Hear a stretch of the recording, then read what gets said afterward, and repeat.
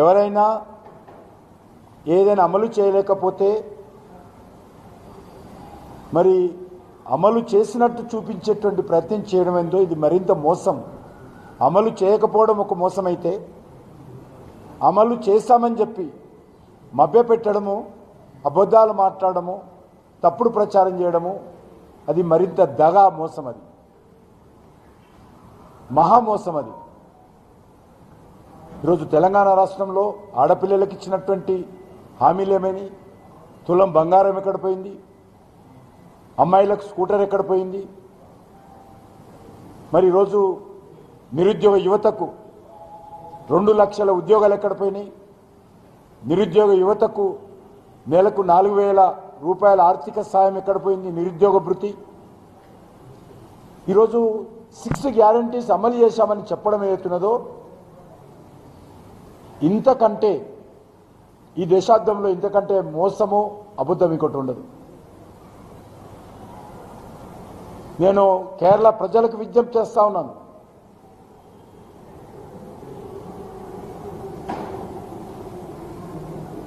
కాంగ్రెస్ మాటలను నమ్మకండి. ఇప్పటికే లెఫ్ట్ పార్టీలు మిమ్మల్ని మోసం చేశాయి. లెఫ్ట్ పార్టీలు గత 10 సంవత్సరాలుగా అనేక రకాలుగా కేరళ రాష్ట్రాన్ని ఇబ్బంది పెట్టాయి. అభివృద్ధిని ఆటంకంగా అక్కడ కమ్యూనిస్టులు మారారు. మళ్ళీ కాంగ్రెస్ పార్టీ ఈసారి అధికారంలోకి వస్తే కమ్యూనిస్ట్ అభివృద్ధి నిరోధకులు అవుతే కాంగ్రెస్ పార్టీ అవినీతి కారకులు అవుతారు. కాబట్టి కేరళలో రేవంత్ రెడ్డి మాట ఎవరు వినరనుకోండి, ఎవరు లెక్క పెట్టరు. పొరపాటున ఏ ఒక్కరు కూడా రేవంత్ రెడ్డి గారు ఇచ్చినటువంటి మాటలను కానీ ఏమాత్రం నమ్మకండి. ఎందుకంటే రేవంత్ రెడ్డి ఎందుకు వెళ్ళాడో మనకు తెలుసు. రేవంత్ రెడ్డి కాంగ్రెస్ పార్టీకి పూర్తిగా అనేక రకాలుగా ఇక్కడ తెలంగాణ నుంచి మరి అనేక రకాల డబ్బులు పంపించినట్టు వార్తలు వస్తున్న విషయం మనం చూస్తూ ఉన్నాం. అందుకే కాంగ్రెస్ పార్టీ నాయకులను కేరళ వాళ్ళు పిలుస్తూ ఉన్నారు. కాబట్టి డబ్బులకే కాదు, మీరు ఉపన్యాసాలు కూడా రండి అని చెప్పడానికి. అంతే తప్ప రేవంత్ రెడ్డి ఉపన్యాసం విని కేరళ ఓట్లు పడవు. కానీ తెలంగాణ ప్రజలను మాత్రం మభ్యపెట్టేటువంటి ప్రయత్నం చేస్తూ ఉన్నాడు, మోసం చేసేటువంటి ప్రయత్నం చేస్తూ ఉన్నాడు. తెలంగాణ ప్రజలు అర్థం చేసుకోవాల్సిన అవసరం ఉంది. ఏ రకంగానైతే గతంలో కేసీఆర్ దళితుని ముఖ్యమంత్రి చేస్తా, నిరుద్యోగ భృతిస్తా, ఏ రకంగానైతే కేసీఆర్ మాట్లాడిండో 10 సంవత్సరాలు, మరి ఈరోజు అదే విధంగా రేవంత్ రెడ్డి కూడా ఇచ్చినటువంటి అలా అమలు చేయకుండా ఇతర రాష్ట్రాలకు వెళ్ళి తెలంగాణలో అమలు జరుగుతున్నట్టు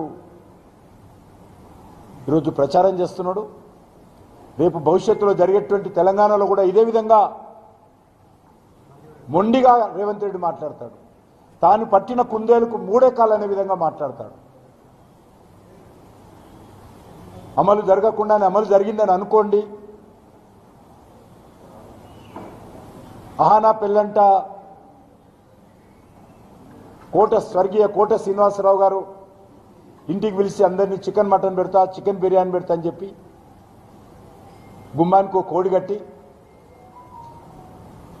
అది కోసి మీకు వంట చేసి చికెన్ బిర్యానీ పెట్టినా అనుకోండి, జింజర్ చికెన్ పెట్టినా అనుకోండి, చికెన్ 65 పెట్టినా అనుకోండి, చికెన్ కర్రీ పెట్టినా అనుకోండి అని ఏ రకనైతే సినిమాలు చెప్పాడో రేవంత్ రెడ్డి గారు కూడా ఏ పథకాలు అమలు చేయకుండానే అమలు జరిగినట్టు అనుకోండి. ఈరోజు కేరళ మాట్లాడినట్టే రేపు తెలంగాణలో కూడా మాట్లాడే ప్రమాదం ఉంది. కాబట్టి తెలంగాణ ప్రజలు అర్థం చేసుకోవాల్సిందిగా కోరుతా ఉన్నాను.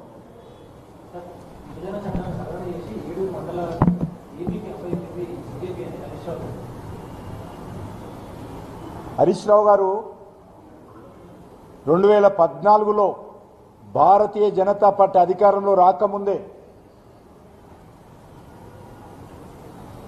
మీరు ఒక మేనిఫెస్టో పెట్టారు. ఒక్కసారి ఆ మేనిఫెస్టో ఉపద్ఘాతంలో చదవండి. కాంగ్రెస్ పార్టీ ప్రభుత్వము అన్యాయంగా భద్రాచలం ముంపు ప్రాంతాలన్నీ కూడా ఆంధ్రాకు దారదత్తం చేసింది అని చెప్పి రాశారు.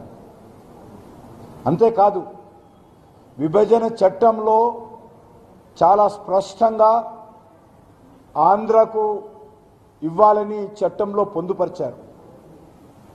మీరు విభజన చట్టం అమలు చేయాలనుకున్నప్పుడు, ఆంధ్ర తెలంగాణ విడిపోయినప్పుడు విభజన చట్టంలో ఉన్నటువంటి అనేక అంశాలు చేయడానికి అవకాశం ఉన్నటువంటి అన్ని అంశాలు చేశారు తప్ప అది భారతీయ జనతా పార్టీయో కేంద్ర ప్రభుత్వమో నరేంద్ర మోడీ గారి నిర్ణయం కాదు. మీరు సోనియా గాంధీ గారి ఇంటికెళ్ళి ఆమెకు ధన్యవాదాల పేరు మీద ఆమెను కలిశారో సకుటుంబ సపరివారంగా పోయి, ఆ సోనియా గాంధీ గారే, ఆ కాంగ్రెస్ పార్టీయే, ఆ యూపీఏ ప్రభుత్వమే తెలంగాణ మండలాలను తెలంగాణ గ్రామాలను ఆంధ్రకు రాష్ట్రానికి మళ్లించే విధంగా చట్టం చేసిన విషయాన్ని మరి బీఆర్ఎస్ నాయకులకు అర్థం కాకపోతే మేమేం చేయలేము.